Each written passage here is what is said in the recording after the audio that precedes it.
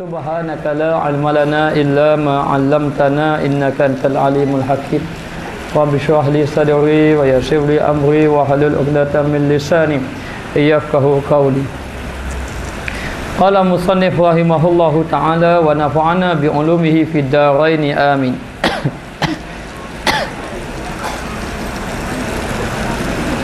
Maka setengah daripadanya kata setengah ulama, aku tinggalkan dunia kerana sedikit kayanya dan banyak fitnahnya.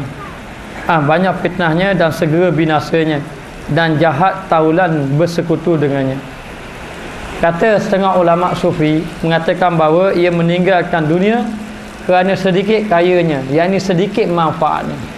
Dunia-dunia yang kita kejar sedikit saja manfaat dia. Dalam waktu yang sama banyak fitnah yang dihadapinya ataupun yang dikenakan kepadanya.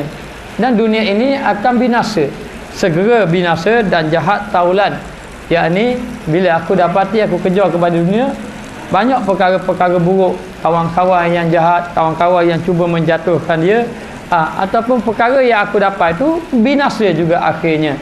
Maka dengan sebab itulah aku meninggalkan dunia. Kadang-kadang kita terlalu mengejar kepada kehidupan dunia, inginkan kemewahan yang melampaui batas, inginkan kehidupan yang agak baik, tetapi di sebalik itu kita menghadapi banyak masalah, banyak fitnah-fitnah yang kita hadapi. Maka dia kata dengan sebab itu, setelah aku mengejar dunia, setelah aku mencari dunia, maka didapati bahawa dunia itu tidak mententeramkan aku. Bahkan merasa tidak cukup dengan dunia. Kalau kita terlalu mengejar dunia, lalu aku meninggalkan dunia.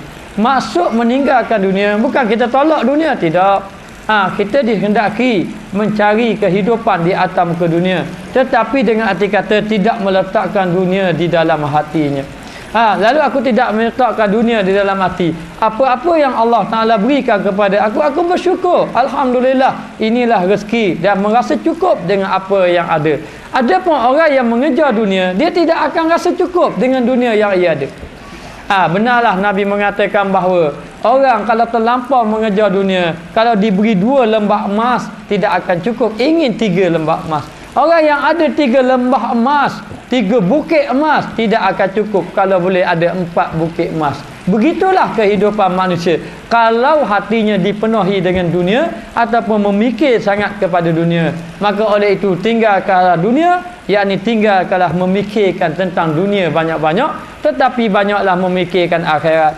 Memikirkan akhirat daripada kita banyak memikirkan kepada dunia, daripada kita inginkan memperbanyak-banyakkan dunia. Akhir sekali apa yang kita dapat tu manfaat dia sedikit saja. Sedikit saja.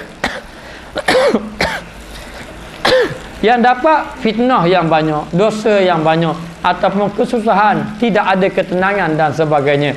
Lalu ditinggalkan dunia, dikejar akhirat sebanyak-banyak yang mungkin. Apabila kita mengejar akhirat, akhirnya dunia akan menjadi milik kita juga. Sebab itulah kata orang-orang cerdik pandai, orang yang kejar dunia akan jadi hamba dunia. Orang yang kejar akhirat, dunia akan menjadi hamba kepadanya. Bila dia kejar akhirat, wa may yattaqillah yaj'al lahu makhraja wa yarzuqhu min haitsu la yahtasib. Siapa yang bertakwa kepada Allah, aku beri jalan keluar, segala kesusahan diselesaikan, wa yarzuqhu min haitsu la yahtasib, dan aku akan beri rezeki kepadanya dalam tidak disangka-sangka, dalam keadaan tidak disangka-sangka. Apa maknanya? Masa itu dunia sudah menjadi hamba dia. Apa yang dia inginkan ataupun dia tidak ingin pun, Allah Ta'ala sudah bagi pada dia. Sebab apa? Sebab ketika itu hatinya memikirkan kepada akhirat, hatinya sudah berada di akhirat. Jadi begitulah kita. Kita naklah jasad saja di dunia, hati di akhirat. Kita ini adalah manusia yang sudah ada di akhirat dari segi rohnya, tetapi jasad hanya masih ada lagi di atas muka dunia. Maka dia kata di sini, kata Syekh Al-Imam Abu Bakar At-Tusi, seperti bahawasanya datanglah daripada bahawasanya ini keinginan itu nyata, kerana bahawasanya orang-orang yang mengadu-ngadu akan bercerainya, maka seorang kasih akan berhubungan. Dan barang siapa yang meninggalkan suatu kerana takut bagi kejahatan bersekutu padanya, nascaya diambilnya akan dia jika seorang dirinya dengan dia. Baik, dia kata Abu Bakar Al-Tusi mengatakan bahawa apabila datang keinginan ataupun apabila datang keinginannya itu nyata, kerana bahawasanya orang-orang yang mengadu akan bercerainya bagi seorang kasih ia berhubungannya. Jadi demikianlah, kita sebenarnya dengan Allah Ta'ala kita tidak dapat berpisah. Apabila seorang itu didapati bahawa apabila dia mencari kehidupan, cari keinginan, apabila dia dapat keinginan atau dapat kehidupan dunia, rasa dunia itu tidak mencukupi, lalulah dia merasakan bahawa rasa-rasa ingin sentiasa mengadu, rasa macam tak cukup sama, rasa tak cukup sama. Akhir sekali dia pun merasakan bahawa yang sepatutnya dia mengadu adalah kepada Allah Subhanahu Wa Taala. Orang yang sentiasa mengadu-ngadu akan bercerainya. Orang yang telah dipisahkan, akhir sekali seorang suami ataupun isteri, kalau sudah dipisahkan, suami pun nak pada isteri, isteri nak kepada suami. Lalulah mereka akan sentiasa berhubung-hubungan. Ingin kalau boleh naklah supaya disatukan, suami nak balik pada isteri, isteri sebalik nak kepada suami. Maka dalam keadaan macam tu, begitulah dalam kehidupan kita. Kita ni kalau kita tinggal kepada dunia, kalau kita kejar pada dunia, satu hari nak ke akhirat juga. Saya nak lari kita. Satu hari kita nak kepada akhirat juga pada dalam keadaan macam tu. Tetapi kalaulah manusia itu telah difitnah dengan kehidupan dunia, selalu banyak sangat kehidupan dunia, sampai lupa kepada Allah Ta'ala, akhir sekali Allah Ta'ala akan biarkan dia. Biarkan dia. Ibaratnya kalau suami nak pada isteri yang sudah bercerai, isteri merayu pada suami, suami kata tambah. Tambah dah. Jangan sampai tahap tu. Sampai satu pekat kita nak mengadu pada Allah Ta'ala, akhir kali Allah Ta'ala tambah mendengar dah permintaan kita. Kerana apa? Kerana terlampau banyak maksiat, terlampau banyak Allah Ta'ala beri nikmat, kamu telah lupa kepada Allah Subhanahu Wa Ta'ala. Maka tidak dapat tidak, hendaklah kita sentiasa ingat kepada Allah, kembalilah kepada Allah, dan pastikan jangan kita tertipu daya dengan kehidupan dunia. Jangan sampai bila dunia dah tak dapat dah baru nak Allah Ta'ala. Dah ada arah dah. Tidak arah dah. Dah dunia dah tak dapat dah. Nak kerja-kerja dunia dah tak ada arah dah. Orang pun dah tambah dah kita. Kita pun sudah dapat baru nak kerja pada Allah Ta'ala. Sebab tu dia kata, orang yang sentiasa buat maksiat sehingga kan dia tak boleh dah nak buat maksiat, baru nak bertaubat, dia tidak dikira taubat. Jangan sampai kita dah sampai dah. Dah sampai kepada satu peringkat dah kita ni dah tak mampu dah buat maksiat. Akhir kali bertaubatlah pada Allah. Itu menyebabkan Allah Ta'ala tak terima dengan kita. Maka jangan sampai orang yang sudah bercerai, suami isteri yang sudah bercerai, suami nak sangat pada isteri, isteri nak pada suami. Kadang-kadang sampai satu peringkat suami tambah. Sampai satu peringkat. Kadang-kadang satu peringkat suami nak sangat pada isteri, isteri tambah dah. Baik aku cari orang lain pula. Ibaratnya. Maka dia kata di sini, barang siapa yang meninggalkan suatu kerana takut bagi kejahatan bersekutu padanya. Siapa yang tinggalkan kejahatan kerana dia takut kejahatan itu akan melingkungi kehidupan dia. Tinggal kejahatan. Bila kita dah sentiasa buat jahat, jadi sedap dengan jahat, itu kita tambah. Jadi rasa sedap dengan kejahatan. Nascaya diambilkannya akan dia. Nascaya Allah Ta'ala akan menerima taubat kita. Allah Ta'ala akan ambil berat pada kita. Walladzina jahadu fina lanahdiyannahum subulana. Siapa yang bersungguh-sungguh nak mengikuti jalan Allah, Allah Ta'ala akan tunjuk. Jadi kalau orang itu meninggalkan kejahatan, sebab apa? Dia tambah dah melakukan kejahatan kerana dia takut. Dia takut kejahatan tu akan jadi dah sebati dengan kehidupan dia.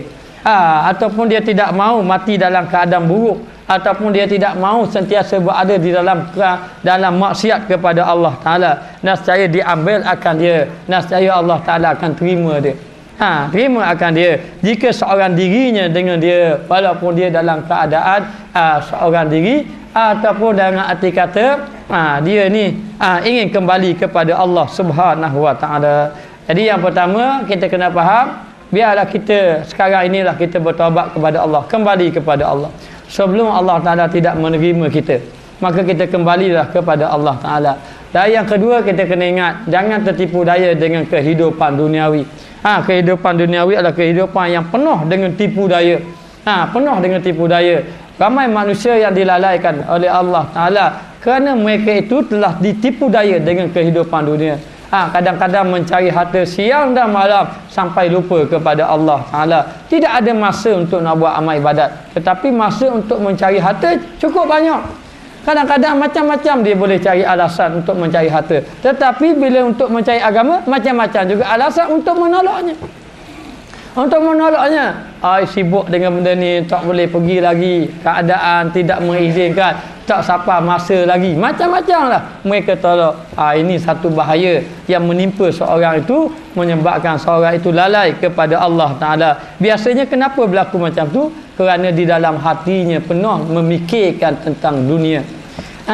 Kita kena fikir akhirat banyak-banyak, sebab satu hari kita akan kembali kepada Allah Subhanahu Wa Ta'ala. Sebelum Allah Ta'ala mengambil kita dalam keadaan kita memikirkan kepada dunia, lebih baik kita banyak memikirkan akhirat. Kata Abu Darda, mungkin kita tak pernah dengar kenyataan ini, mengatakan bahawa sesiapa yang tidak merasa bimbang sama ada ia mati Islam ataupun kafir, maka dia mati kafir.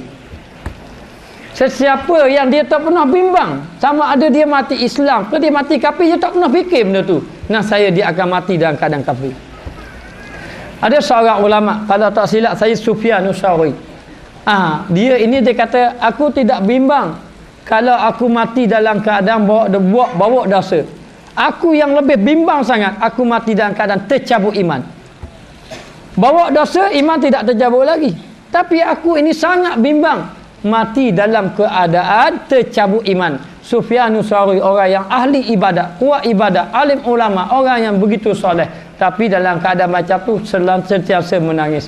Lalu masa dia nak mati, anak murid dia menangis ramai-ramai. Dia tanya, kenapa kamu menangis? Yang sepatutnya menangis aku, bukan kamu. Aku yang patut menangis. Kata anak murid dia, Tok Guru tak perlu menangis sebab Tok Guru banyak ibadat.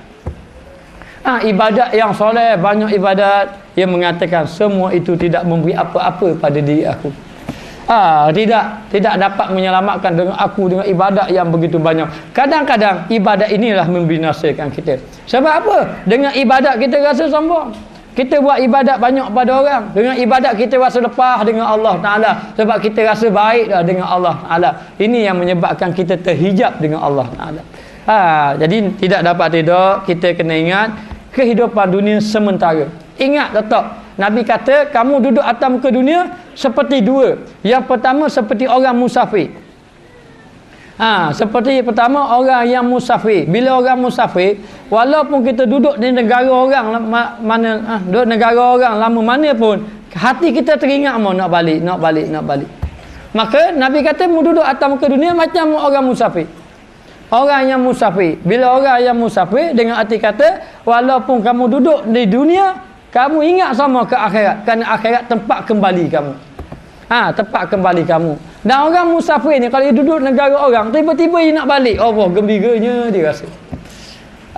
Maknanya kalau kamu betul-betul musafir di atas muka dunia, musafir kepada Allah, bila sampai masa nak balik, gembira nak jumpa dengan Allah. Tapi kita tahu, kita tak musafir kita. Kita tak musafir sebab kita rasa takut. Takut dengan sebab apa? Dengan sebab dosa yang begitu banyak kita buat pada Allah, ataupun kita lawan perintah Allah Ta'ala. Alhamdulillah, kalau kita ini orang yang bertaubat, sentiasa bertaubat pada Allah Ta'ala, Allah Ta'ala suka kepada orang yang bertaubat. Innallaha yuhibbut tawwabin. Allah Ta'ala suka kepada orang yang bertaubat. Innahu kana tawwabar rahima. Allah Ta'ala ini tawaban. Tawaban ni sangat menerima taubat hamba ni. At-taibu minaz zambi kamalla zambalah. Orang yang bertaubat daripada dosa seperti ia tidak ada dosa.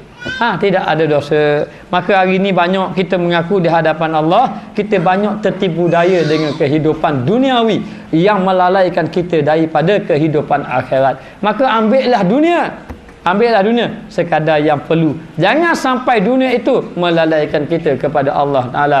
Alhamdulillah, ada orang yang dikurniakan rezeki yang banyak tapi masih lagi belajar agama, tidak lalai dengan kehidupan duniawi dia. Alhamdulillah, Allah Ta'ala menjaga hati kita, dan demikianlah kita sentiasa ingin kembali kepada Allah Subhanahu Wa Ta'ala. Dunia yang ada keliling kita adalah seumpama, adalah perkara yang sebagai sampingan saja. Dunia ni ibarat macam mana?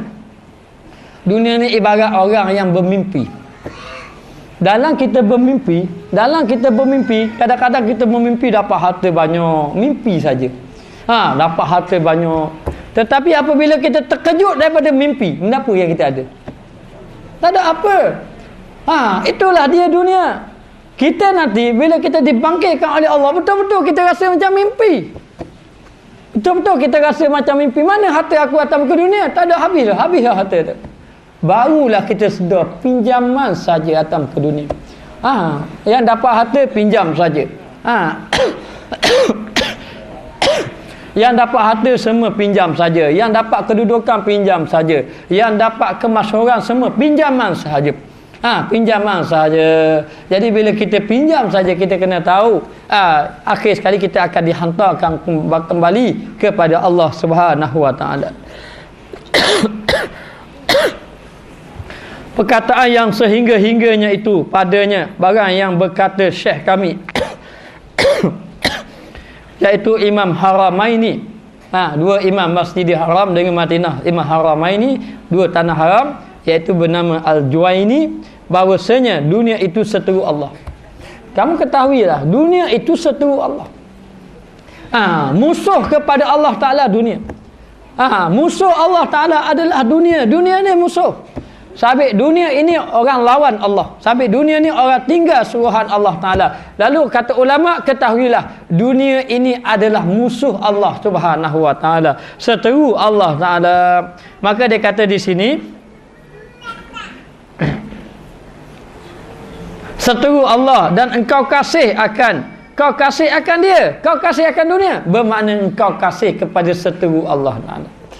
Kau kasih kepada seteru Allah, kau kasih kepada musuh Allah. Dan barang siapa kasih akan seorang yang memarah seterunya, katanya dan kerana bahawasanya pada asalnya dunia itu bangkai. Okey, baik. Kalaulah kamu kasih kepada seteru Allah, bermakna kawan kepada seteru tadi, ataupun kawan pada seteru tadi pun akan dimarahi, akan dibenci. Allah Ta'ala tak suka kepada seterunya, musuh. Apa musuh dia? Dunia. Lalu kamu kasih kepada dunia. Kalau kamu kasih kepada dunia, maka Allah Ta'ala berseteru kepada dunia dan kepada kamu. Jangan kita terpedaya. Sebab apa? Sebab dunia inilah yang menyebabkan manusia lalai kepada Allah. Dunia ni macam-macam. Terdiri daripada zuyyina lin-nasi hubbus syahawati minan nisa, keinginan hawa nafsu, dan juga nisa, wanita-wanita. Lepas pada tu wal qanazirul muqantarah, dan banyak lagi harta-harta emas perak dan juga harta yang banyak. Ini semua kehidupan dunia. Sebab apa orang lalai kepada Allah? Kerana mereka telah mendapat habuan dunia ini. Sabit Allah Ta'ala beri harta, lalai pada Allah Ta'ala. Sabit Allah Ta'ala beri anak, lalai kepada Allah Subhanahu wa Ta'ala. Sabit Allah Ta'ala beri kawan, sahabat andai, lalai kepada Allah. Sabit terpedaya dengan hiburan, perkara permainan dan sebagainya, lalai kepada Allah Ta'ala. Maka sesuatu yang melalaikan Allah Ta'ala, maka Allah Ta'ala benci. Maka kita yang mengikuti perkara yang melalaikan Allah, maka Allah Ta'ala akan benci kepada kita. Maka tidak jangan kita kasih kepada dunia, sampai lupa kepada Allah Ta'ala. Dunia hanya letak zahir saja, batin kita hendaklah sentiasa mengingati Allah Ta'ala. Kalau dapat dunia itu hendaklah digunakan untuk kehidupan akhirat. Alhamdulillah, kalau kita ada kekayaan, infak fi sabilillah, akan mendapat kebaikan di sisi Allah Subhanahu wa Ta'ala. Allah Ta'ala bagi kenderaan itu datang di tempat-tempat majlis ilmu, masjid-masjid Allah Ta'ala. Inilah yang dikatakan akhirat. Yang ini kita gunakan untuk kehidupan akhirat. Maka jangan kita kasih kepada kehidupan dunia yang melampaui batas. Kerana bahawasanya asalnya dunia itu bangkai. Dunia ini ibaratnya bangkai. Satu hari Nabi SAW bersama sahabat-sahabatnya berjalan. Bila Nabi berjalan, Nabi jumpa dengan satu bangkai. Bangkai itu bangkai kambing. Lalu Nabi tanya pada sahabat, kenapa tuan dia tinggalkan bangkai? Tuan dia tidak ambil bangkai tadi. Sebab dia kata bangkai ini busuk. Bangkai ini tidak memberi manfaat sedikit pun kepada tuan dia. Bangkai ini dipandang hina oleh tuan dia. Lalu Nabi mengatakan, demi Allah, Allah Ta'ala memandang dunia ini lebih hina daripada tuan kambing tadi memandang bangkai kambing. Allah Ta'ala memandang dunia ini lebih hina daripada tuan kambing tadi memandang bangkai kambing tadi. Kalaulah tuan kambing tadi tidak mau langsung bangkai kambing, Allah Ta'ala tidak memandang langsung kehidupan dunia. Kehidupan dunia tadi tidak, maka tidak dapat kita kena memikirkan tentang akhirat. Kerana dunia ini penuh dengan tipu daya, ibaratnya bangkai. Siapa yang nak bangkai, kita pun tambah bangkai. Maka tiadakah engkau lihat bahawasanya akhirnya lewat ini kotor, akhirnya binasa orang-orang yang hidup kepada dunia, dan binasa akhirnya binasa. Akhirnya binasa dan hilang, dan dunia yang kejar-kejar akhirnya hilang. Sebanyak mana harta, banyak mana harta-harta kita, sampai masa kita mati kita tinggalkan harta. Bila mati, yang bersama kita bawa pergi ke kubur apa? Anak isteri kita pergi kubur, sanak saudara kita, jiran tetangga kita, harta kita kadang-kadang pergi kubur. Kereta kita siapa kat kubur? Siapa? Kita ada. Kereta kita siapa kat kubur? Ada kat harta begitu. Sampai di kubur. Tetapi akhirnya yang balik semua balik. Anak isteri balik, isteri pun balik. Walaupun masa muda kata saya hidup saya mati. Saya hidup saya mati. Mana kita mati? Kita seorang je. Dia kata je saya hidup saya mati. Tapi bila kita mati dia balik. Anak kita balik, jiran tetangga kita balik, kawan sahabat handai kita balik, harta kita, kereta kita pun balik. Tinggal kita seorang. Kita seorang. Apa yang kita bawa? Apa yang kekal? Amalan. Amalan yang macam mana? Amalan yang menyelamatkan kita, amalan akhirat. Inilah yang perlu kita kejar. Cukuplah jangan tertipu daya dengan kehidupan dunia. Memang hidupan dunia ni seronok, sedap, nikmat kalau kita dapat. Tapi sebenarnya nikmat sekejap aje. Kita belilah kereta paling mewah hantam ke dunia. Kereta berapa paling mewah hantam ke dunia? Kereta benda cakap bawah saya. Kenapa? Kereta apa? Kereta yang paling mewah. Kereta paling mewah. Orang kalau dapat kereta paling mewah, mula-mula je pakai, kena setahun dua puas lalu. Puas lalu dah. Ada. Itu kehidupan dunia. Kan saya khabar dah dulu. Kereta kalau kita rasa kereta kacir comel, kita ambil kacir. Kacir dah mampu, bang rusa. Rusa dah mampu, bang kelisa. Kelisa baru bang kenari. Dalam keadaan macam tu. Inilah kehidupan dunia yang tak rasa cukup. Kita rasa ni dah terbaik. Contohnya ada tanah baru, perumahan buka, kita pun buat rumah besar. Tak ada dah, rumah kita besar kali. Esok orang buat rumah bapak lagi. Besar lagi. Orang yang buat rumah besar lagi, rumah aku besar dari rumah je. Lusa orang buat rumah besar lagi. Begitulah kehidupan. Tak akan tidak akan puas, dan nikmat hanya sekejap saja. Rumah besar pun rasa sekejap saja. Rasa puas dah ada rumah besar. Kenderaan besar pun rasa sekejap saja puas. Inilah kehidupan dunia. Kehidupan yang penuh dengan tipu daya. Katanya seperti fata morgana. Apa pula fata morgana? Moci-moci tahu tak fata morgana? Fata morgana ni gini moci. Kalau kita berjalan di tengah panas, kita berjalan di tengah panas, jalan-jalan, kita tengok daripada jauh, nampak macam ada air je. Ada air saja. Ujung tu ada air. Kalau pun kita pergi sampai dekat tu, tak ada barak, tengok ujung tu ada pula. Ada pula. Lalu kita menapa ni? Kita pun orang Terengganu kata mak betul-betul. Kita betul-betul tengok air tu dekat pokok.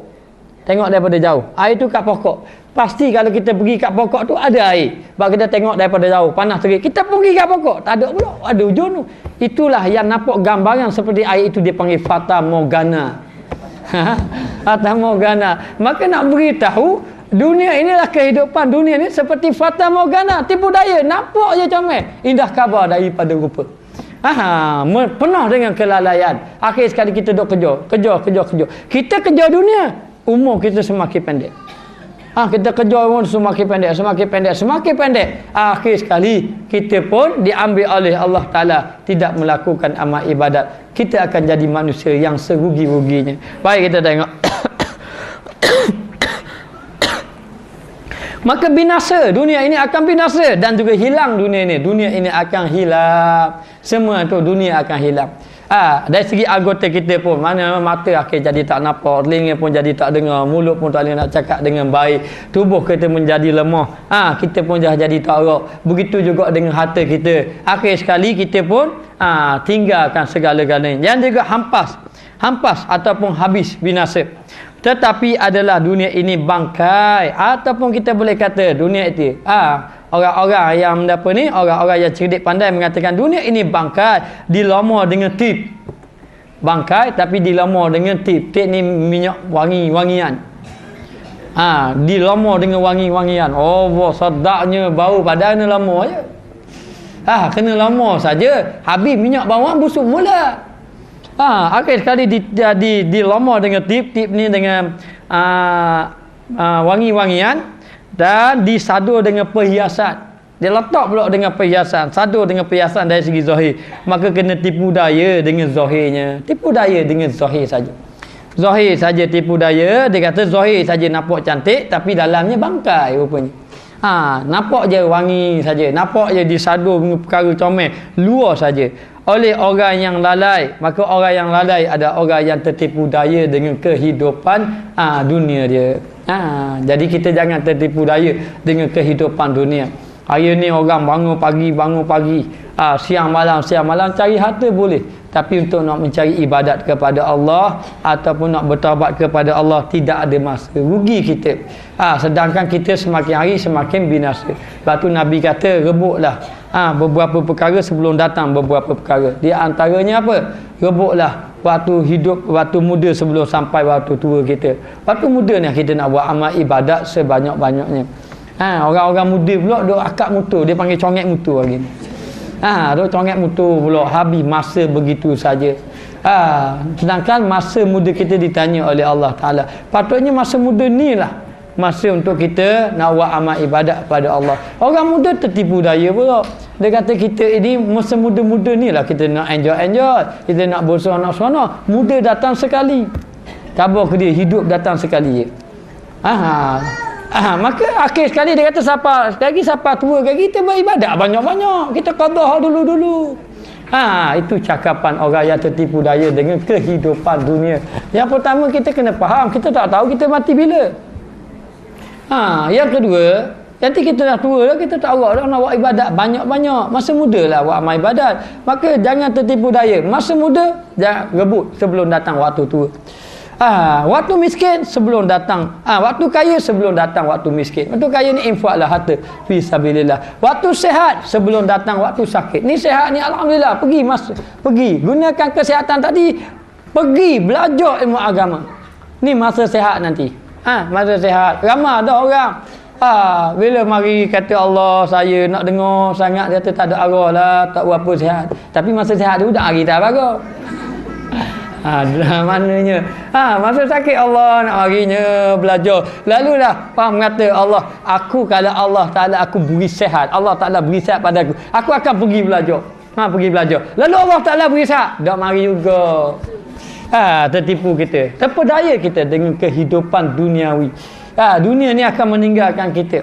Kita ketawa, gelak ketawa, banyak-banyak, sebenarnya itu akan membinasakan kita. Maka banyak-banyaklah fikir ke akhirat. Ingat-ingatlah bahawa dunia ini bangkai, kemudian bangkai yang telah dilamar dengan wangian-wangian, baru rasa comel, kemudian disadur dengan luaran dia molek, tetapi dalamnya adalah bangkai yang binasakan kita, yang busuk. Maka tipu daya lah, ditipu daya oleh orang yang lalai dan zuhud padanya. Orang yang zuhud padanya, orang yang berakal, orang yang bijak, orang itu akan berzuhud dengan kehidupan dunia. Dia tidak meninggalkan dunia, dia ambil dunia, tetapi dunia ini sekadar diambil yang perlu saja, hanya ada pada tangan. Hatinya mengingati akhirat, hatinya mengingati Allah Subhanahu wa taala. Jadi kita hendaklah berzuhudlah dengan kehidupan duniawi. Zuhud, apa makna zuhud? Nak faham makna zuhud gini saja. Jangan tertipu daya dengan kehidupan duniawi, jangan mencari dunia melampaui batas.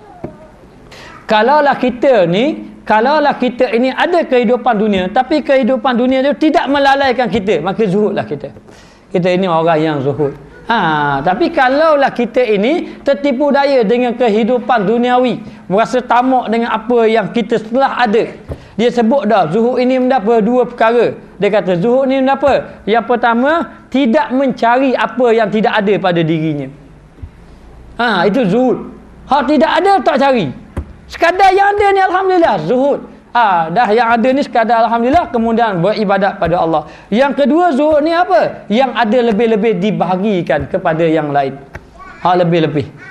Tak ada, tak cari dah hak lain. Hak ada dah, beri pula pada orang lain. Inilah dia orang yang zuhud pada Allah Subhanahu Wa Taala. Maka orang yang cerdik, orang yang zuhud. Orang yang cerdik adalah orang yang tidak ditipu daya dengan kehidupan duniawi. Inilah dia orang cerdik. Macam muslimat depan saya ni orang cerdik-cerdik belaka. Sebab apa? Sebab datang belajar ilmu agama, nak memperbaiki diri, menghabiskan masa kepada perkara yang baik. Tak apa. Ada yang terpaksa tinggal perniagaan, sekejap saja tinggal perniagaan. Tak apa, ini perniagaan yang lebih menguntungkan kita. Kadang-kadang terpaksa tinggal isteri, tinggal suami ataupun tinggal anak. Tinggal anak tak apa, sekejap saja untuk mencari kehidupan akhirat. Maka jika dikata orang, apa hukum zuhud pada dunia? Apa hukum kita berzuhud pada dunia? Adakah fardu ataupun sunat? Fardu, wajib ke sunat? Maka ketahui olehmu bahawasanya zuhud itu pada kami jatuh di dalam yang haram dan yang halal. Kita kena zuhud pada perkara haram pun kita zuhud, pada perkara halal pun kita kena zuhud. Maka yang haram fardu, wajib kita zuhud pada yang haram. Maknanya apa? Tidak terpedaya. Wajib kita tidak terpedaya dengan perkara yang haram. Jadi ini wajib kita berzuhud, zuhud pada perkara yang haram. Dan pada yang halal sunat. Boleh kita nak ambil yang halal yang lebih, tapi kita sunat. Disunatkan. Sebab tu siapa nama? Umar bin Abdul Aziz, seorang khalifah yang begitu adil. Isteri ni orang kaya, isteri dia anak kepada khalifah. Datuk kepada isteri dia pun khalifah. Jadi kehidupan dia kehidupan yang kaya semua. Lalu berkahwin dengan Umar bin Abdul Aziz. Umar bin Abdul Aziz ni seorang yang zuhud, seorang yang soleh.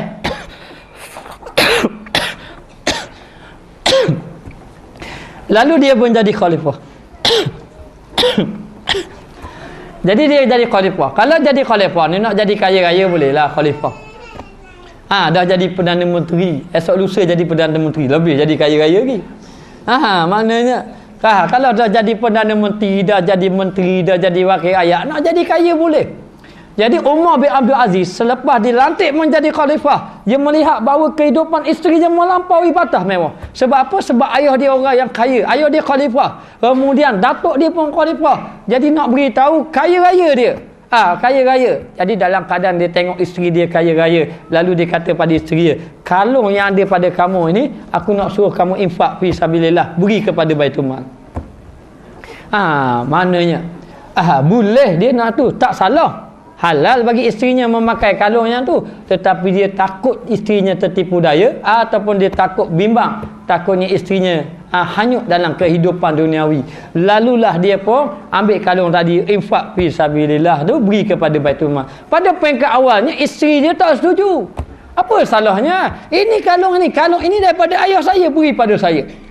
Yang pemberian tadi halal, memang halal, tetapi bimbang, takut tertipu daya. Boleh kita nak pakai kereta mewah setara mana pun boleh, halal bagi kita. Bukan kita ropok kereta orang, bukan kita ropok bank beli kereta, tak. Kita beli kereta ni atas usaha kita halal, tetapi kita disunatkan zuhud, takut bimbang dengan kemewahan terlampau-lampau yang kita ada, menyebabkan kita lalai kepada Allah Subhanahu Wa Taala. Maka bagi benda yang halal kita sunat, boleh. Jadi ada orang yang kaya tapi dia tambah kehidupan kaya, dia nak biasa saja. Boleh buram apa? Boleh buat umur 2 tekak umur batu boleh, tapi nak umur kayu biasa je. Biasa saja. Itu atas kehidupan orang. Maka hukum berzuhud dengan halal sunat. Benda berzuhud. Bukan kata zuhud ni kena pakai kereta buruk je. Bila hujan mari basah ni pakai payung duduk dalam kereta. Maknanya lepas tu kenapa tak tukar kereta? Zuhud, saya ni nak hidup zuhud. Itu bukan zuhud, itu kedekut. Tu. Padahal kereta baru boleh tukar. Jangan salah faham. Zuhud tidak ada kaitan luar dengan dalam. Apa ni kereta besar tak ada kaitan. Amak ada kereta kecil ke kereta besar naik basikal tu tak ada kena dengan zuhud. Zuhud ni membahaskan tentang hati. Zuhud ini nak tanya kamu, hati kamu ingat akhirat tak? Kalau hati kamu ingat akhirat, belilah kenderaan banyak mana pun tak apa. Tidak ada apa. Ada seorang ulama di Saudi, saya tak ingat dah nama Habib benda apa, tak ingat. Kereta dia kat 10 buah. Tapi dia seorang ulama. Tujuan apa dia beli kereta 10 buah? Banyak kereta dia. Tujuan dia apa? Bila hari Jumaat, kereta dia bergerak belakang, ambil orang jalan kaki pergi masjid. Ambil orang jalan kaki pergi masjid. Oh, habis orang. Jadi kereta dia bergerak berkhidmat sama. Dia sengaja membeli kereta 10 buah. Jadi kalau demo nak gitu, beli 20 buah. Kalau nak buat gitu pelajar pondok kita pun ramai lagi pondok lain. Mari atau tu ambil sekarang mari juga. Adakah orang yang ada 10 buah kenderaan itu tidak zuhud? Zuhud lah dia. Sebab apa? Sebab hati dia ni ingat kepada Allah Ta'ala. Kadang-kadang orang anggap ustaz ni pakai kereta besar, estima tak zuhud dah bagus. Ada, bukan masalah tu, masalah hati tu. Hati ingat Allah Ta'ala dah. Hati ingat kepada akhirat dah. Kalau hati tu ingat ke akhirat, tak apalah kamu kehidupan dunia. Lalu ulama kata sunat bagi kamu. Kamu nak meninggalkan yang halal itu sunat dalam keadaan boleh. Dan kalau kamu bimbang, halal itu memang halal. Tapi kalau kamu ambil boleh melalaikan kamu. Maka hendaklah kamu meninggalkan yang halal tadi. Bimbang takut bila kita ambil melampaui batas sampai melalaikan kita kepada akhirat. Maka hukum dia yang haram wajib kita berzuhud. Yang perkara yang haram itu memanglah kita wajib kita berzuhud, yakni meninggalkan dia, tidak meletakkan di dalam hati. Perkara itu perkara yang boleh melalaikan kita kepada mengingati akhirat. Ini perkara yang haram itu wajib kita berzuhud. Maka yang halal sunat, kemudian semua sunat, kemudian di tempat haram ini bagi orang yang hal dia mustaqim taat. Taatnya menempati bangkai yang lewat, bangkai yang kotor. Bagi perkara yang haram ini, bagi orang yang mustaqim hatinya, orang yang istiqamah hati dia, dia melihat perkara yang halal ini seperti bangkai. Tapi tidak bermakna mengharamkan benda yang halal, tidak. Kalau kita kata benda ni haram padahal halal, kita tak boleh, itu berdosa hukum dia. Dia menganggap ataupun merasakan seperti benda itu seperti bangkai. Dia tidak mahu. Siapa cerita saya seorang, dia kata ada seorang yang soleh, raja itu panggil dia mengajar. Dia kata boleh, kalau tuanku nak panggil saya mengajar boleh, dengan satu syarat, jangan bagi duit 1 sen pun. Saya tidak mahu duit daripada raja. Lalu orang tanya dia, kenapa kamu tidak ambil? Padahal benda itu halal, kamu mengajar raja. Dia kata, aku bimbang di antara duit raja itu ada duit rakyat. Ada duit rakyat. Tapi bila dia tanya halal tak? Halal. Dia tidak mengharamkan benda yang halal. Tetapi dia tidak mahu, dia takut. Dia tidak takut. Macam kita cerita siapa? Abu Zar dalam satu majlis, dia berceramah, lalu menangis orang. Kerana dia bercakap bukan dengan lidah, dia bercakap dengan hati. Bila bercakap dengan hati ada nur masuk di dalam hati. Yang ulama mengatakan al-ilmu nurun yakzifuhu Allahu fi qulubi. Ilmu adalah cahaya yang dicampakkan ke dalam hati-hati manusia. Itulah ilmu. Ilmu apabila bercakap, cahaya masuk dalam hati, menyebabkan orang insaf, menyebabkan orang sedar, menyebabkan orang menangis. Itu bermakna ilmu yang ada di dalam hati orang-orang yang bercahaya kepada Allah. Jadi akhir sekali dia dengar kuliah daripada Abu Zar, Muawiyah menangis. Lalu Muawiyah memberi harta yang banyak kepadanya. Lalu dia mengambil harta tadi kesemuanya sekali. Dia tidak tolak. Tetapi hartanya diinfakkan pada Allah Subhanahu, pada jalan Allah Subhanahu wa taala. Jadi bagi orang yang hati dia dah tetap dengan Allah, yang istiqamah, dia melihat sebarang dunia itu seperti bangkai. Melihat dunia itu seperti bangkai. Maka dia kata di sini menempati bangkai, tiada mencapai mereka itu. Kerana silap. Menempati bangkai yang lewat, bangkai yang kotor, tiada mendahului atasnya. Ibaratnya dia tidak mendahului dunia tadi. Dia tidak kejar, mendahului tadi, tidak mengejar dunia. Kerana dunia itu dia lihat seperti bangkai sahaja. Bangkai sahaja. Mana seperti melihat perkara yang kotor dunia tadi. Jadi tak dahului. Dia tidak mendahului. Melainkan tak kala darurat saja. Bangkai boleh tak kita makan? Tidak boleh makan. Kecuali jadi darurat saja. Orang yang masuk dalam hutan tidak ada makanan. Masuk dalam hutan tak ada makanan. 3 hari mati orang macam saya. Orang besar-besar tubuh 5 hari. 7 hari mati. Orang kuru-kuru macam saya dia 3-4 hari je KO. Mati. Jadi nak beritahu kalau dia tak makan membawa kepada mati dia. Lalulah melintahlah khinzir seekor. Dia pun bunuh khinzir tadi. Sembelih khinzir tadi. Oh, sembelih juga. Sembelih khinzir. Lalu dia pun makan. Makan tadi sekadar nak hidup je. Kalau dia tak makan mati dia. Maka itu dalam keadaan darurat. Apa hukum dia makan khinzir tadi? Harus, boleh. Bahkan ulama kata wajib untuk menyelamatkan nyawa dia. Dan boleh, tidak berdosa dia makan khinzir. Tetapi ad-daruratu tuqaddiru biqadariha. Darurat hendaklah mengikut kadar dia saja. Kadar saja. Kadar saja, itulah dia yang dikatakan darurat. Maka dia kata melainkan tak kala darurat dengan kadar darurat dengan kadar darurat dengan kadar menolakkan darurat juga mudarat saja. Kadar menolakkan mudarat. Dia hanya makan sekadar untuk hidup saja. Dia tak boleh makan kenyang-kenyang. Dah molek khinzir ke kenyang-kenyang sampai sedawa. Dah boleh, mana boleh. Dia tengok khinzir ni, kalau dia khinzir tu dia pun bunuh khinzir. Ini darurat dia boleh makan sekadar kenyang saja. Bi qadariya, kadar dia, kadar nak hidup saja. Dia tak boleh buat BBQ dah boleh. Malam tu dia panggang pula, Allah masuk repah pula. Tu tak boleh. Kerana kadar dia saja. Maka orang-orang sufi melihat dunia ini seperti bangkai. Kalau dia ambil dunia sekadar perlu saja. Sekadar perlu saja. Dia ambil dunia. Ini dia orang yang memahami benar-benar kehidupan dunia. Maka dia kata di sini, dan ada pun zuhud pada yang halal itu. Zuhud pada yang halal itu sesungguhnya adalah ia menepati orang abdal, menepati wali abdal, wali-wali Allah. Ada nama wali macam-macam. Wali kutub ada. Wali kutub ni wali yang dia berhubung dengan Allah. Allah Ta'ala turun rezeki melalui dia. Wakil kepada orang lain, dia wali kutub. Dan di tangan dia inilah hidup bangkitnya Islam di tangan dia. Ini dipanggil wali kutub. Ada juga wali abdal. Wali abdal ni wali yang sentiasa ditukar ganti. Orang ni mati, ganti orang ni pula. Ganti orang ni. Kalau wali tu ada 13 orang, mati orang ni, ganti orang ni pula. Jadi menepati wali. Wali ini tidak semestinya ada karamah. Ada orang nak karamah aja jadi wali.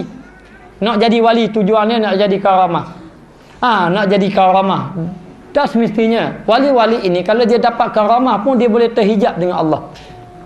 Terhijab dengan Allah Ta'ala. Jadi nak beritahu menepati wali abdal kalau dia boleh meninggalkan benda yang halal. Okey, baik, contohnya saya orang kaya, contoh je. Saya boleh nak beli Mercedes 3 buah, boleh?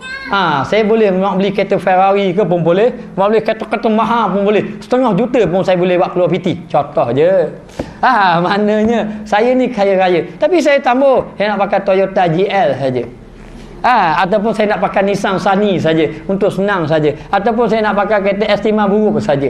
Ataupun kereta biasa nak pakai kereta Wira saja. Dalam keadaan tu saya nak beli kereta mewah-mewah boleh. Tapi saya pakai kereta biasa saja.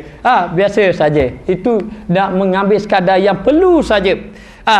Sekadar yang perlu saja. Dan yang lebihnya saya infak fisabilillah. Saya duk fikir kalau saya pakai kereta mewah dengan kereta biasa pun siapa juga apa yang saya nak. Jadi kalau saya beli kereta mewah siapa 300,000 sebagai contoh, saya beli kereta ni 30,000. Jadi lebih lagi daripada 300,000 ni, lebih kurang dalam 270,000. 270,000 ni saya bayar infak ke Madrasah Al-Hidayah. Contohnya saya beri kepada madrasah, saya beri kepada pondok-pondok. Saya pakai sekadar yang perlu saja. Ini dia wali Allah Ta'ala. Dia ni menempati wali Allah Subhanahu Wa Ta'ala. Sekadar yang perlu saja diambil dan harta yang lebih diinfakkan pada jalan Allah Subhanahu Wa Ta'ala. Baik, kita tengok. Adalah pada mereka itu yang halalnya dengan mendapati bangkai. Bagi mereka yang halal itu ibarat bangkai. Kalau diambil sekadar perlu saja.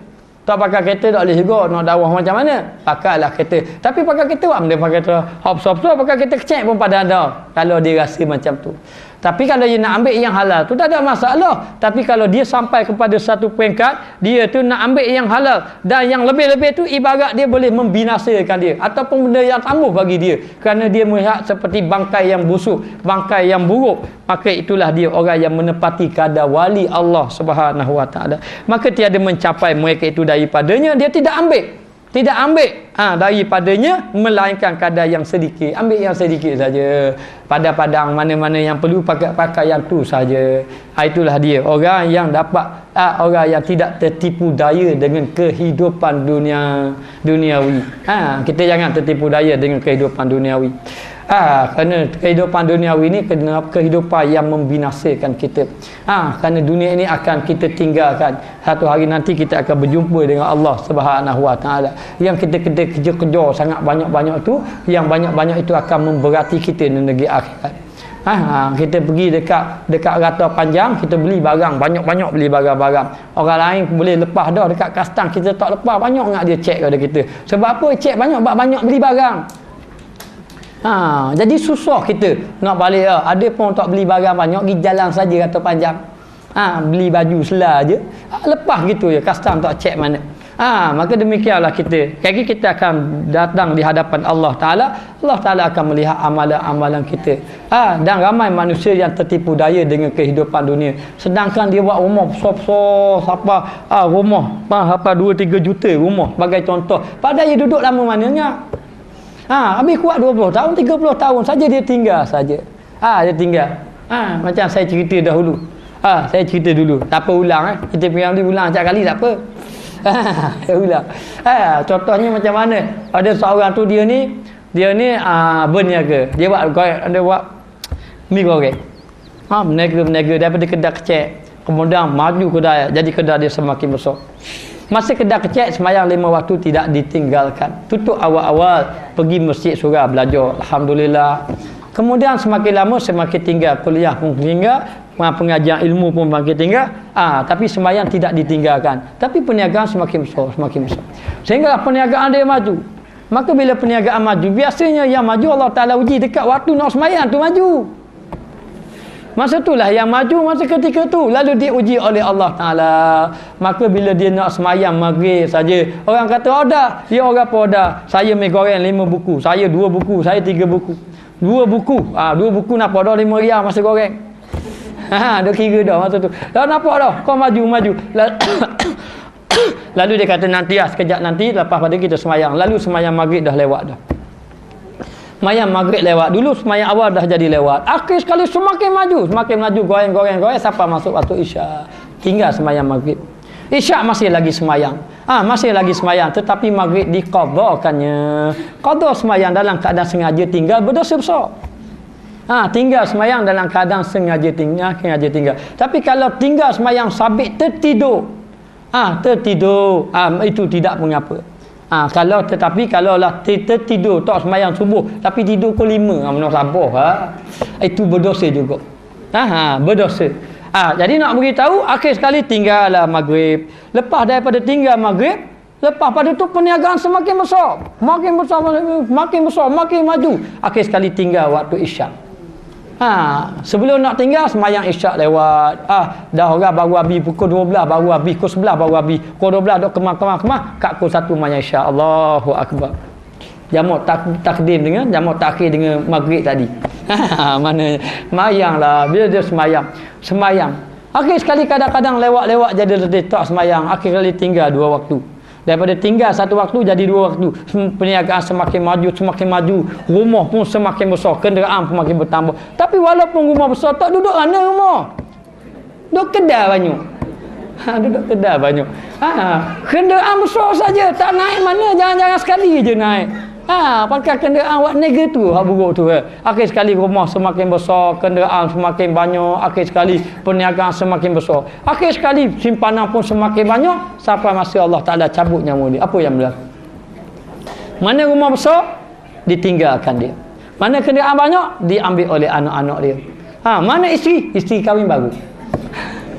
Mana rumah baru? Rumah baru didiami oleh orang lain. Mana kita? Kita tinggal amalan. Mana amalan kita? Amalan kita amalan yang buruk kerana meninggalkan sembahyang, kerana mengejar harta. Harta inilah yang menipu daya kita.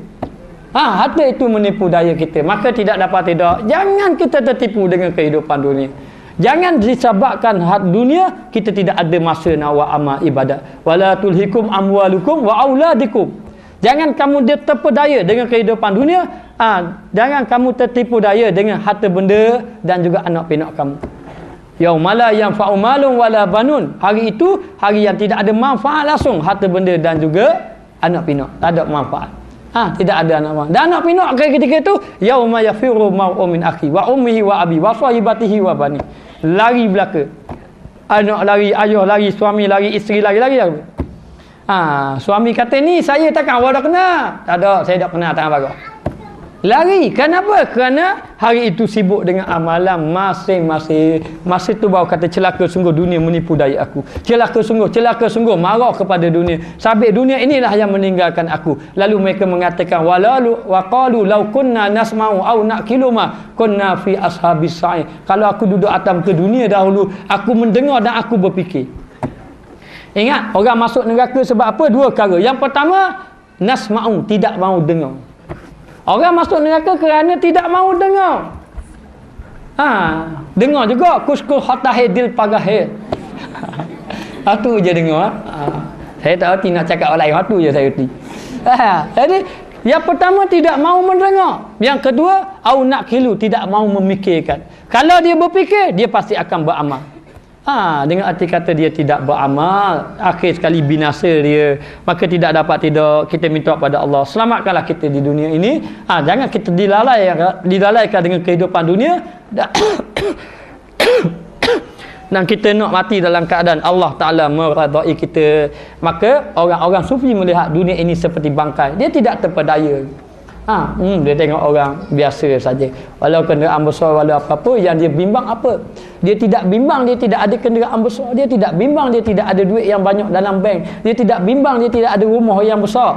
Yang dia bimbang dia tidak ada amalan di sisi Allah Subhanahu Wa Ta'ala. Hari ni orang bimbang, takut masa depan tak terjamin. Buat simpanan ni. Buat perniagaan ni, simpan sini dan sebagainya. Tetapi mereka tidak memikirkan simpanan akhirat mereka. Kerana simpanan akhirat mereka ini menyelamatkan kita di kehidupan kita dekat negeri akhirat. Sedangkan mana lama perjalanan dunia dengan perjalanan akhirat. Perjalanan dunia singkat saja. Ibarat terlelap daripada tidur ketika kuliah. Maknanya ibarat terlelap sekejap. Itulah saja kehidupan dunia. Au asyiyatan au duhaha. Dia kata aku hidup sehari je puasa. Dah sekadar waktu duha saja. Kehidupan dunia sekejap saja sedap bermimpi. Masuk bermimpi tengok seronok, bangun pada mimpi tak ada apa. Tidak ada apa. Begitulah dia kehidupan dunia. Jadi dunia ni sementara, sekejap saja. Kita nak berlayar jauh lagi. Perjalanan kita jauh dan kita akan kekal di sana, bukan kekal di sini. Bila kita kekal di sana, kita perlu cari bekalan dekat sana. Kita duduk di sini untuk cari bekalan di sana. Kita duduk di sini untuk bawa bekalan. Dan apabila kita sampai di sana, bekalan kita tidak boleh, kita tidak akan dapat cari lagi bekalan. Masa inilah peluang untuk kita nak mencari bekalan. Al-yam amalun bila hisabin, ghadan hisabun bila amalin. Hari ini kita beramal, tidak lagi dikira oleh Allah Ta'ala. Besok Allah Ta'ala kira, tidak ada lagi amalan. Tak boleh dah. Ya Allah, semayang tak cukup, nak semayang kejap, cukup. Tak ada dah. Dekat mana? Dekat akhirat kelak nanti. Baik, kita tengok. Maka dia kata tiada daripadanya yang haram. Tiada dapat tiada. Maka dia kata melainkan yang sedikit, yang tiada dapat tiada, yang terpaksa ambil saja. Orang sufi dia ambil dunia sekadar dia ambil, terpaksa ambil. Terpaksa ambil saja, tapi tidak melalaikan ia. Dan yang haram pada mereka itu pada menepati apa yang tiada terlintas dengan hati. Hati mereka itu hendak mencapai akan dia. Haram itu benda yang tidak ada terlintas di dalam hati. Maknanya dunia ni tidak terlintas di dalam hati yang untuk mencapai dunia. Nak ambil banyak-banyak tidak. Yang dia bimbang akhirat. Fikirlah akhirat banyak-banyak. Fikir tentang dosa kita banyak. Kita ni pergi ke mana. Fikir tentang umur kita semakin hari semakin singkat. Kita fikir mana datuk nenek moyang kita, mana mak kita, mana ayah kita yang telah pergi.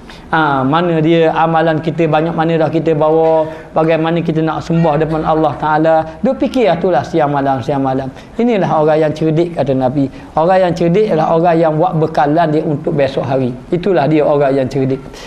Kalau kita tak bawa bekalan, maka kita binasalah. Kita bukan orang yang cerdik. Walau harta banyak, walau kita pangkat tinggi, tetapi sedikit pun kita tak buat amalan, tidak mencari bekalan untuk akhirat, itu bukanlah orang yang cerdik. Orang yang cerdik, orang yang menghabiskan masa dia mencari bekalan untuk kehidupan akhirat. Maka dia kata tidak terlintas dengan hati mereka nak mencapai akan dia. Sekali-kali pun dia tidak ingin. Tidak ingin sekali-kali. Dan inilah makna sejuk hati. Sejuk hati kita, inilah yang kita nak. Hati kita ini sentiasa inginkan kepada kehidupan akhirat, dengan bahawa memutuskan cintanya daripadanya, memutuskan cinta kepada dunia. Jangan terlampau cinta sangat dengan dunia. Jadi putuskan cinta dengan dunia daripadanya dan melewatkan akan dia, yakni memandang buruk kehidupan dunia ini. Dan mengingkari akan dia, menolak dunia ini. Bukan tujuan yang utama dunia, tidak. Maksud menolak dunia bukan habis tinggal dunia, dak. Dunia ini mengambil sekadar yang perlu saja dan diutamakan kehidupan akhirat. Wa batari fima ataqallahu daral akhirah. Mu cari dengan apa yang baik untuk kehidupan akhirat. Akhirat dulu. Wala tansa nasibaka minad dunya, jangan lupa hidupan dunia. Ini Al-Quran. Al-Quran kata utama akhirat, tapi dunia jangan lupa. Kita utama dunia, akhirat jangan lupa. Dah jadi gitu. Utama dunia, akhirat jangan lupa. Utama dunia tu tambah. Kita utama akhirat, dunia jangan lupa. Akhirat tu hendaklah diutama. Nyanyi-nyanyi juga, dunia jangan lupa. Joget-joget juga, dunia jangan lupa. Mana boleh? Tidak boleh. Tidak dapat, tidak. Kita kena utamakan akhirat. Akhiratlah yang menyelamatkan kita. Jadi beruntunglah kita kalau kita banyak memikirkan tentang akhirat dan mengingkari akan dia, maka menolak dia akan kehidupan duniawi. Sebab tu orang-orang dulu dia tinggal dunia. Bukan dia tinggal dunia, dia tambah. Satu hari siapa nama Ibrahim bin Adham. Wajib dengar nama Ibrahim bin Adham. Dia adalah ulama sufi. Sebenarnya Ibrahim bin Adham ni adalah anak raja kalau tak silap. Ataupun dia raja. Anak raja kalau tak silap. Dia ni anak raja Ibrahim bin Adham. Hidup dalam kemewahan. Allah, anak raja. Mewah anak raja. Anak raja ni mewah. Jadi anak sultan, anak raja, anak khalifah hidup mewah. Dah duduk dalam istana. Duduk dalam istana Allah, macam-macam makanan. Siapa yang pernah jadi tukang masak istana? Tahu dia. Macam-macam makanan, macam-macam. Allah, hidup dalam keadaan mewah. Hidup dalam keadaan mewah. Satu hari dia tidur. Bila dia tidur, ada orang berlari atas istana dia. Atas dia panggil loteng dia. Atas istana dia. Lalu dia pun bangun. Siapa ni yang berlari-lari atas istana dia? Lalulah dia mengatakan, dia pun jumpa seorang berlari-lari. Dia tanya, kamu buat apa di atas istana aku ni? Aku mencari kuda yang hilang. Dia kata kuda dia atas istana. Kuda dia berlari atas tak? Dia kata, mana ada kuda berlari atas atap? Mustahil kuda berlari atas atap. Dia kata, takkan kuda hilang di atas atap? Atas loteng, atas istana aku. Maka demikianlah kata orang tadi. Mustahil kamu akan berjumpa Allah duduk di atas istana. Mustahil kamu akan berjumpa Allah Ta'ala hidup di atas kemewahan. Maknanya, kamu tak akan jumpa Allah Ta'ala dalam keadaan macam tu. Orang tadi menghilang rupanya. Hilang. Terkejut dia nengung. Mula sabar aku. Takkan aku boleh jumpa Allah Ta'ala dalam keadaan aku mencari dunia, dalam aku akan memeluk dunia? Tak boleh. Tidak boleh. Jadi kenyataan orang tadilah yang menyedarkan, lalu meninggalkan kehidupan istana, lalulah dia beribadat kepada Allah Subhanahu Wa Ta'ala. Ingat cerita kisah anak kepada Harun al-Rashid, seorang khalifah yang besar, yang hebat. Anak dia duduk dalam istana, hidup dalam keadaan mewah, lalu merasakan bahawa kehidupan kemewahan duniawi ini melalaikan dia daripada ingat Allah Ta'ala. Lalu dia nak mencari Allah. Dia pun memikirkan bahawa aku tidak boleh duduk dalam istana. Duduk dalam istana tidak boleh, lalai aku. Lalu dia pun keluar menjadi rakyat biasa, menyamar rakyat biasa dan tidak mengaku dia ni anak raja, anak khalifah. Dia tak tu, dia jadi biasa. Lalu dia masuk dalam kampung. Masuk dalam kampung. Akhir sekali dia bekerja. Kenapa dia kerja? Dia jadi tukang cat rumah orang. Tukang cat. Lalu dia pun carilah siapa-siapa dia yang nak cat rumah. Maka nak cat rumah dia pun cari. Jumpalah orang. Orang tu nak cat rumah. Daripada cat rumah aku ni nak cat warna hijau. Contohnya. Jadi saya cadangkan kalau boleh rumah biru tu kita pakai cat hijau. Cadang saja. Nak terima sudah. Cadang saja. Jadi nak beritahu, akhir sekali dia pun nak cat rumah. Bila nak cat rumah, jumpalah pemuda. Pemuda itu adalah anak Harun Ar-Rasyid, anak khalifah. Lalu pun dia pun kata, baiklah, saya nak cat rumah. Dia kata, kamu setuju bekerja dengan saya? Okey. Awak nak cat rumah warna mana? Saya nak cat rumah ni je. Saya reka je, tak ada gitu. Maknanya dia pun nak cat rumah. Bila dia nak cat rumah, dia pun tahu, okey, saya bagi awak harga macam ni. Dia pun kata, saya kalau saya cat rumah, sebuah rumah gini-gini harga dia. Harga dia agak murah pada orang lain. Rumah macam ni. Lalu pun dia bekerja. Tapi orang ni, anak Harun Ar-Rasyid ni orang yang soleh, orang yang jujur dalam pekerjaan dia. Lalu dia pun cat rumah. Start dia bekerja, dia tak cakap, tak berehat. Dia buat kerja bersungguh-sungguh. Lalu tuan rumah dia kata, Allah, bagusnya orang ni. Tak layak aku bagi dia gaji 50 riyal sehari. Aku kena bagi 70 riyal sehari. Sebab apa? Sebab dia kerja bagus. Tak cakap-cakap. Kadang-kadang tukang ni cakap ada banyak. Banyak cakap ada kerja. Hanya cakap pada kerja. Sembah. Sebulan siap rumah, 2 bulan baru siap. Maka bayar gaji. Separuh gaji bagian kerja, separuh lagi upah cakap. Maknanya. Tapi tak semua tukang gitu. Maknanya. Jadi dalam keadaan macam tu, buat kerja. Bila buat kerja, akhir kali nak beri gaji lebih. Dia kata, awak boleh beri saya kerja, tapi dengan syarat beri takat yang dijanjikan. Lalu dalam keadaan tu dibayar lebih orang tadi. Orang tu tambah. Balah dia tuan rumah dengan tu. Balah ni balah tambah. Doa macam kita balah tak cukup. Dia balah tambah. Apa awak beri saya lebih? Saya nak 50. Tak boleh awak kerja rajin, saya nak beri awak 70. Saya tambah. Balah. Akhir sekali lari lah orang tadi. Lari tak ambil pitih. Menyesal tuan rumah. Allah silap. Aku tak tahu dia perangai macam tu. Kalau aku tahu, aku beri cukup sebagaimana janji. Akibat aku nak beri lebih, dia lari. Sampai tamu ambil langsung. Tamu ambil langsung. Dia pun menyesal lah. Macam manalah, silap sungguh lah. Lalulah dia ni mencari-carilah orang tadi. Cari, jumpalah pemuda tadi. Didapati pemuda tadi sedang sakit. Pemuda tadi sedang sakit. Bila pemuda tadi sedang sakit, lalulah dia berilah bahagian dia tadi. Bahagian dia tadi. Tapi pemuda tadi suruh infak fisabilillah. Masih dia dah sakit dah, dia pun angkat bagi cincin. Dia bagi cincin. Dia kata, nanti kalau aku wafat, aku mati nanti, ambil cincin ini bagi kepada Khalifah Harun Ar-Rasyid. Kata pemuda tadi. Bagi pada Khalifah Harun Ar-Rasyid. Jadi orang tadi pun ambillah cincin tadi, dan akhirnya lelaki tadi menghembuskan nafas yang terakhir. Matilah dia. Mati sebagai rakyat biasa, ditanamkan, dikuburkan di perkuburan orang rakyat biasa saja. Sehinggalah satu ketika orang yang memegang cincin tuan rumah tadi, akhir sekali mengambil keputusan nak bagi kepada Harun Ar-Rasyid, nak menyampaikan wasiat. Lalu jumpa dengan Harun Ar-Rasyid, menceritakan mengenai ada seorang pemuda. Dia cerita, wahai khalifah, ada seorang pemuda ni seorang yang baik, hidup dia susah, hidup dia dalam keadaan susah, dan dia seorang yang sangat jujur, dan dia seorang yang kuat beribadat kepada Allah Ta'ala. Jadi Harun Ar-Rasyid cerita, tak tahu ni cerita ni. Dia pun cerita orang ni, dia suruh cat rumah. Saya pun cat lah. Saya janji dia nak beri banyak ni. Oleh kerana saya tengok dia kerja rajin, saya beri lebih. Tapi dia tidak mahu ambil. Lalu berlaku perbalahan di antara saya dengan dia, sehingga dia lari tidak mengambil langsung duit yang dia bekerja. Sehinggalah saya mencari-cari, didapati dia sedang sakit. Dan akhir sekali dia menghembuskan nafas yang terakhir. Tetapi dia ada beri wasiat supaya untuk khalifah. Dia wasiat supaya memberi cincin ini kepada khalifah. Lalu khalifah pun ambil. Bila khalifah ambil, terkejut khalifah. Bila terkejut, khalifah kata, ini cincin siapa? Inilah cincin pemuda itu. Khalifah Harun Ar-Rasyid menangis. Orang tadi tak faham. Apa kena mengena dia dengan cincin tadi menyebabkan khalifah menangis? Dia orang biasa je, dia orang yang miskin saja. Lalu khalifah mengatakan, kamu tahu tak, itulah dia anakku. Anak aku sanggup menjadi orang, jadi pengecat rumah.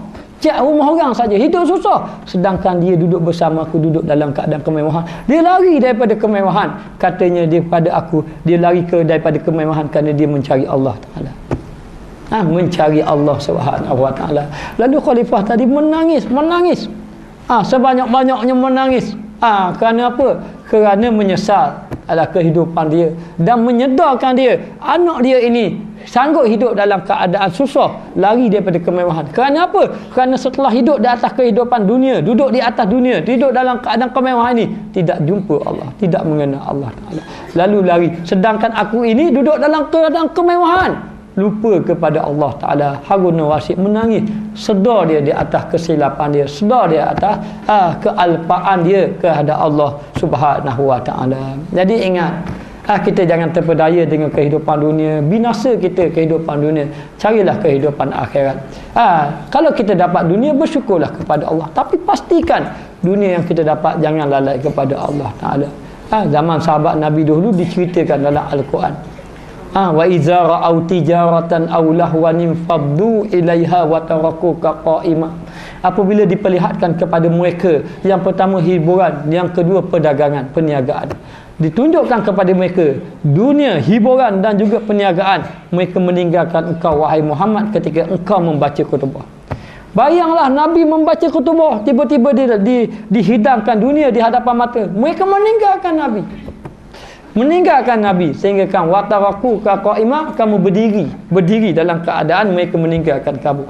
Ada ulama mengatakan ketika Nabi membaca khutbah, yang tinggal itu hanya tinggal belah-belah orang saja. Belah-belah orang saja. Nak khabar tarikan dunia ni kuat, lalai kita kepada kehidupan dunia. Bersyukur kita kepada Allah, hari ini Allah Ta'ala pilih kita di kalangan orang yang ingin mencari akhirat. Hiduplah dalam keadaan begini, teruskan belajar ilmu agama, jangan lari daripada kehidupan dunia agama, jangan lari daripada mencari akhirat. Kerana orang yang mencari dunia, pasti dia akan binasa, pasti dia akan rugi di dunia dan juga di negeri akhirat. Maka menyesallah hari ini, menangislah hari ini sebelum kita menangis dekat negeri akhirat. Menangis hari ini, beruntung kita, Allah Ta'ala akan tunjuk jalan kepada kita kalau kita benar-benar insaf, benar-benar ingin kembali pada Allah. Tetapi menangis di negeri akhirat tidak ada guna. Wali'amal amalan solehah. Lalu kata kita, ya Allah, kembalilah aku di atas muka dunia, aku nak beramal dengan amalan soleh. Maka perkataan itu rugi, tidak ada apa-apa kesan pun, tidak akan memberi manfaat kepada kita semua. Maka dia kata di sini, inilah makna sejuk hati dengan bahawa memutuskan cinta kepada dunia daripadanya dan melewatkan akan dia, yakni melihat dunia itu jijik, kotor dan mengingkari akan dia dan tidak menerima dunia di dalam hati, tidak menerima dunia, engkar kepada sehingga maka daripada tiada tinggal baginya di dalam hatinya ikhtiar dan iradat, yakni memilih dan juga berkehendak. Tidak ada di dalam hati, tidak ada ikhtiar nak dapat dunia, tidak ada kehendak kepada dunia. Tidak ada kehendak kepada dunia. Jangan ada kehendak kepada dunia. Kalaulah kita dah ada cukup dengan apa yang ada, cukuplah. Tapi jadikan iaitu akhirat jalan yang utama bagi kita. Yang orang dapat keluasan harta, gunakan jalan akhirat. Yang tidak cukup dan yang rasa apa yang ada tu sedikit, rasa cukuplah, Allah Ta'ala akan mencukupkan kita. Yang tidak ada lagi, jangan kejar-kejar yang tidak ada. Jangan kejar-kejar yang tidak ada. Yang kita kejar adalah kehidupan akhirat. Moga-moga kita ini mendapat ganjaran di sisi Allah. Moga-moga Allah Ta'ala palingkan kita daripada mengingati akhirat, ataupun Allah Ta'ala hadapkan wajah kita, hati kita kepada akhirat. Maka tidak dapat tidak, jangan kita tertipu daya dengan kehidupan duniawi. Wallahu a'lam. Allahu Akbar.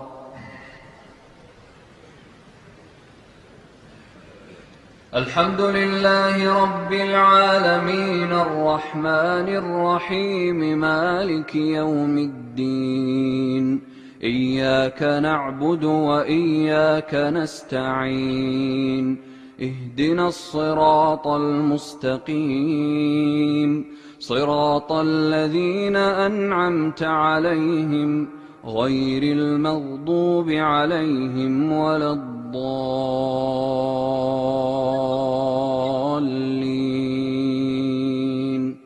آمين.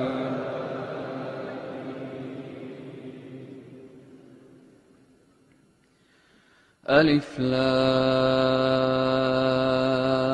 را تلك آيات الكتاب وقرآن مبين ربما يود الذين كفروا لو كانوا مسلمين ذرهم يأكلوا ويتمتعوا ويلههم الأمل فسوف يعلمون وما أهلكنا من قرية إلا ولها كتاب معلوم ما تسبق من أمة أجلها وما يستأخرون وقالوا يا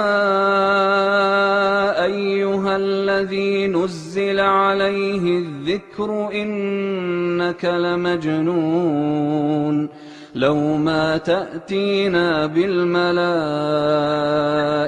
إن كنت من الصادقين ما ننزل الملائكة إلا بالحق وما كانوا إذا منظرين إنا نحن نزلنا الذكر وإنا له لحافظون ولقد أرسلنا قبلك في شيع الأولين ولقد أرسلنا من قبلك في شيع الأولين ولقد أرسلنا من قبلك في شيع الأولين وما يأتيهم من رسول إلا كانوا به يستهزئون كذلك نسلكه في قلوب المجرمين لا يؤمنون به وقد خلت سنة الأولين ولو فتحنا عليهم بابا من السماء فظلوا فيه يعرجون لقالوا إنما سكرت أبصارنا بل نحن قوم مسحورون ولقد جعلنا في السماء بروجا وزيناها للناظرين وحفظناها من كل شيطان رجيم إلا من استرق السمع فأتبعه شهاب مبين والأرض مددناها وألقينا فيها رواسي وأنبتنا فيها من كل شيء موزون وجعلنا لكم فيها معايش ومن لستم له برازقين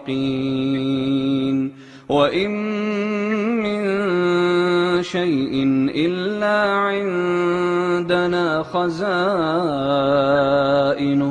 وما ننزله إلا بقدر معلوم وما ننزله إلا بقدر معلوم وإنا لنحن نحيي ونميت وأرسلنا وأرسلنا الرياح لواقح فأنزلنا من السماء ماء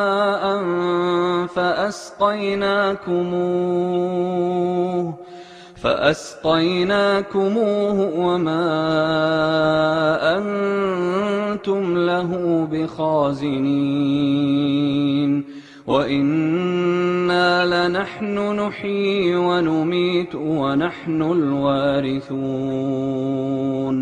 ولقد علمنا المستقدمين منكم ولقد علمنا المستأخرين